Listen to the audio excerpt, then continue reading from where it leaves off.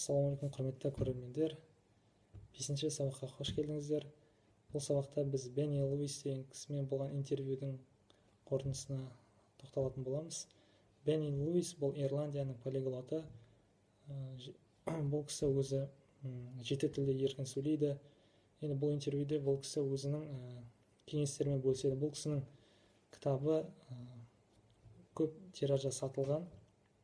Бұл кісінің айтуынша ең бірінші адам өзінің ішкі ниетін дұрыстау керек. Яғни көп адамдарға көріну үшін, мақтану үшін үйренеді. Және де кейбір адамдар сабақтан үздік болу үшін, жұмысқа тұру үшін деген сияқты себептермен үйренеді. Бірақ бұл себептердің кейбіреу дұрыс болмағанымен, бұл себептер ағылшын неміс тілдерін үйренуге қатты көмектеспейді. Адамда ең бірінші бұл тілдің әдемілігіне деген махаббат, бұл тілдің культурасын түсіну сияқты бір сондай ішкі құлшыныс пайда болу керек. Сол кезде адамға тілді үйрену жеңілдейді. Яғни бұл тілге қызығып, бұл тілмен өмір сүру керек. Тағы бір айта кететін нәрсе, бұл кісінің айтуынша біз кішкентай балалардан көп үйренетін затымыз көп. Осы үйрену барысында, мысалға, кішкентай балалар қателесуден қорықпайды, қарапайым өзінің ойын ашық айтады. Және де олар осы тілді қызықтап, осы тілмен өмір сүреді. Бұл балалар, мысалы, қазір көбінесе үлкен адамдар қате жіберуден қорқады, немесе ұялады. Осы себепті адамның үйрену процесі өте баяулап кетеді. Мысалға келтіретін болсақ, мен мысалы ағылшын тілін үйреніп жатсам, менің бір күнде, немесе осы сөйлеген кезде how are you, my name is Арлыбек, where are you from деп, мысалы, сөйлеп кету шарт емес.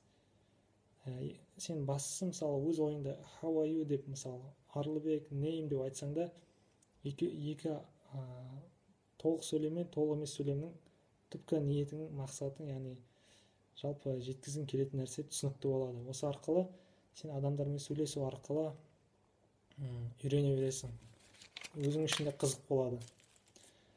Және де тағы бір мәселе, бұл адамдардың ішкі өзіне сенімі, шешімі. Көп адамдар болды, менен ештеңе шықпайды. Мен сірә осындай адаммын, енді үйрене алмаймын деп өз-өзіне осылай сендіріп қояды. Ол өте қате, себебі бір кісінің айтуы бойынша сен істей аламын десең де, істей алмаймын десең де дұрыссың дейді. Себебі сондықтан біз қандай жағдай болмасын, осындай өзіміздің құлшынысымызды жоғалтпай алға қарай ұмтылуымыз керек. Тіпті біз әуелі Құдайға шүкір, мысалға, біздің есту қабілетіміз бар, сөйлеу қабілетіміз бар, тағы да әркімнің ерекше бір өзіне жұмыс жасайтын қабілеттері бар. Тіпті кейбір адамдар ауырып жатса да, мысалға келтіріп кетті, кейбір ауырып төсекте жатқан адамдардың өзі 5 тіл үйреніп алған екен. Соның қасында енді сылтау айту кішкене ұяттау болады.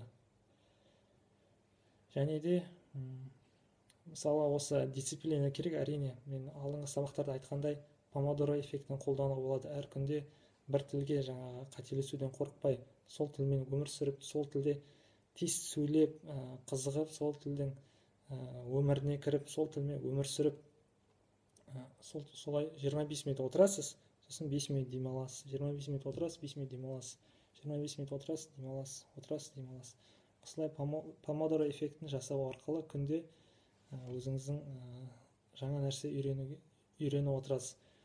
Енді тағы да бір айтылған нәрсе, помодоро эффектін тек бір күнге ғана емес, сонымен қатар аптаға қолданса болады. Яғни апта ішінде 5 күн интенсивно оқисыз, мысалы 3-4 сағаттан, сосын бір күн демаласыз. Сол сияқты айдың ішінде де, жылдың ішінде де қолданса болады.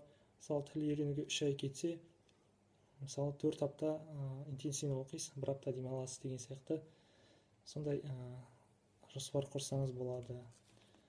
Мен жалпы сосын тіл үйрену барысында қолданылатын сөз жаттау барысында айтылған бір нәрсе, бұл мысалға сөзді тұрысымен, мысалы stall table деп жаттасам, ол менің кейініректе есіме түсуі қиын болады. Сондықтан мен table деген сөзді жалпы ұқсас бір қазақ тілде бір немесе суретпен немесе мағынасынан солай мағынасымен келетін бір ұқсас сөзбен байланыстыруым керек. Яғни мысалы стол table не айтса болады. Мысалы білетін сөзіңізбен table мысалы flower деп table flower деп мысалы I love table деп или сондай бір яғни немесе бір іспен байланыстырып өзіңіздің есіңізде қалу үшін сондай методтарды қолдансаңыз болады. Соған қатысты екі сайтты қалдырып кетемін осы жерге. Ұнаса лайк басып қолдап отырыңыздар. Келесі сабақта алтыншы сабақта бұйырса креатив туралы проблеманы шешу туралы, соның жолдары туралы айтатын боламыз. Жақсы, сау болыңыздар.